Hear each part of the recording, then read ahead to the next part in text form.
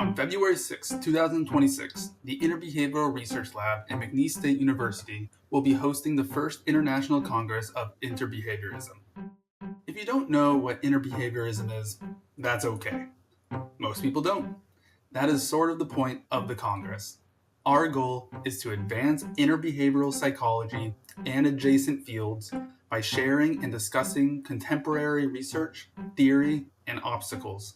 The first day of the Congress comprises a one-day conference, which you can attend in person or online.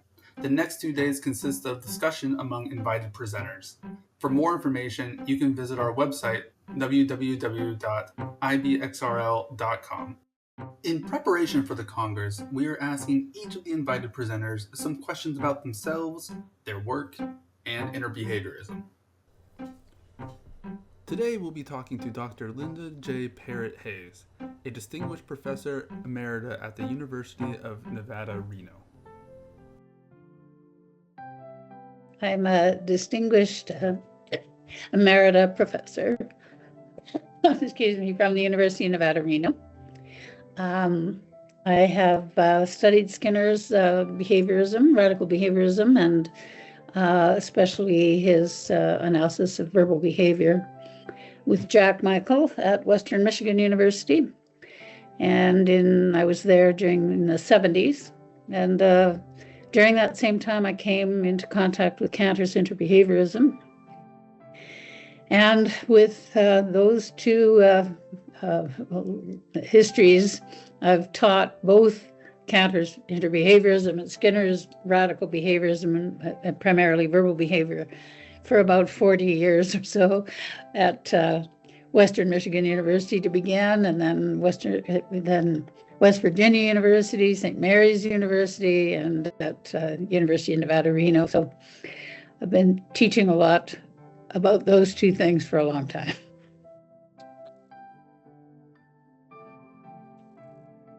The second issue that you asked about was my interest in research. And I have to say that if by that it's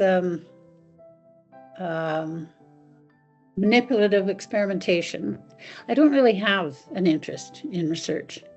I shy away from it because it seems like it's really addressing partial happenings. They're simplified, decontextualized, ahistorical, all of the things that I'm not interested in. I am interested in how I'm interested in the actualization of an individual's history that I believe is encapsulated in the setting by way of substitutional responding and stimulating. So that's kind of what I'm interested in terms of research.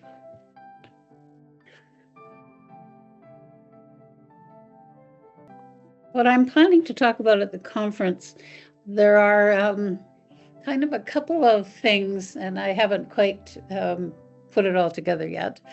But I am planning to discuss the evolution of the interbehavioral field, both from the standpoint of the participants in the field as well as the observer of the field.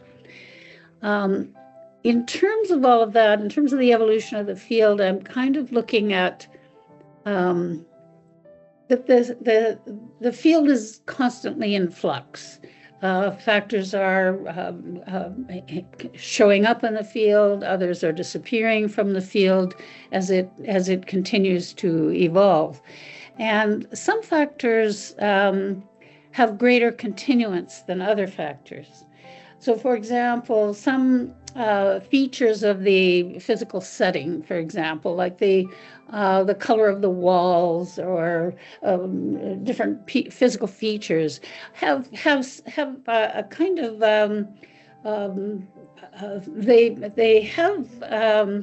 they kind of come and go.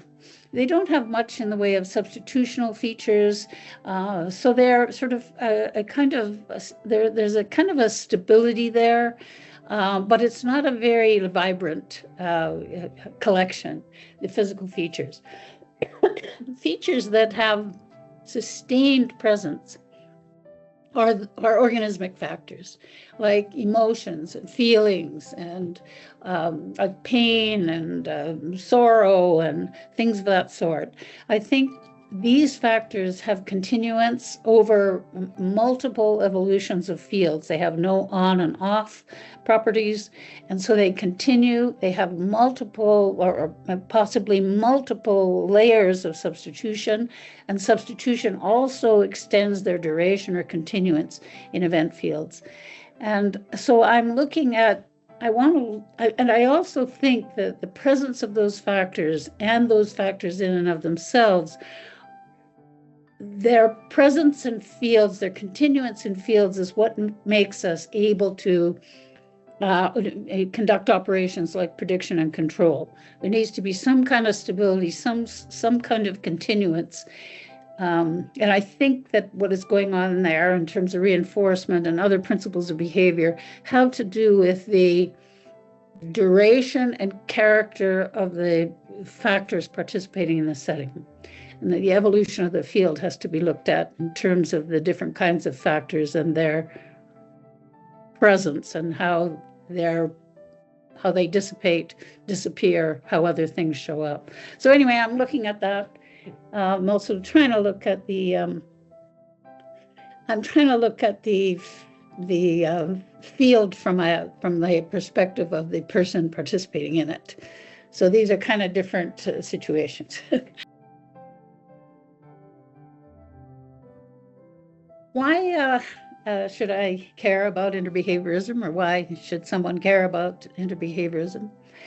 I think to speak authoritatively and with confidence and without contradiction, you have to know what you're talking about. You have to know what your subject matter is. You have to be able to define it. You have to be able to talk about how it changes, how it evolves, how it arises, etc.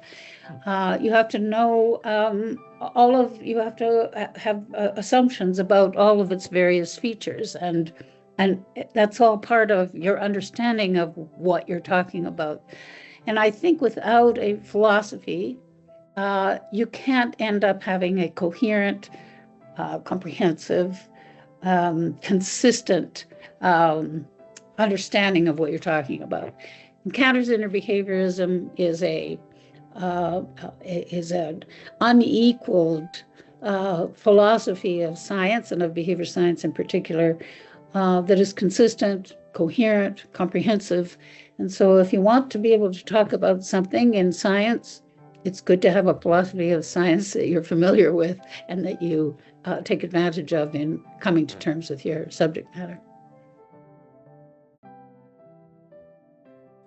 What advice would I give to novices in the field of philosophy of science, or in this group?